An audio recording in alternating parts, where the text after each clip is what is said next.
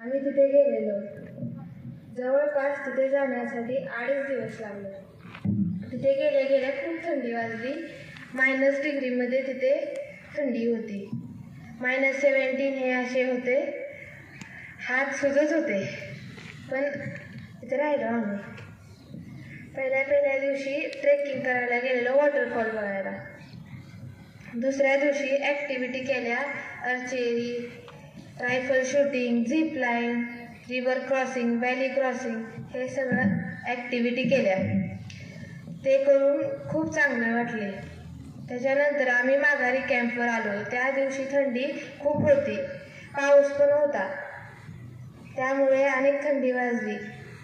तिसऱ्या दिवशी आम्ही सोलंग व्हॅलीमध्ये गेले होतो. तिथे खूप बर्फ होती. तिथे वेगवेगळ्या ॲडव्हेंचर्ससाठी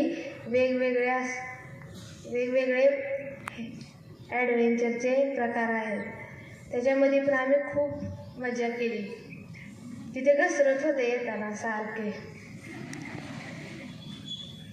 माघारी आल्यानंतर त्या दिवशी खूप थंडी वाजली. हात सुजलेले त्या दिवशी सगळ्यांचे, ठणकत होते हात.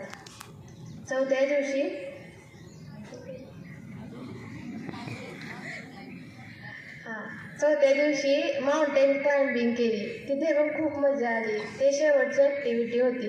त्याच्यानंतर शेवटचं सर्टिफिकेट देण्याचं ते सगळं झालं आणि आम्ही मॉल रोडसाठी शॉपिंगसाठी गेलो. तिथं शॉपिंग करून आल्यानंतर आम्ही इकडे निघालो. झालं.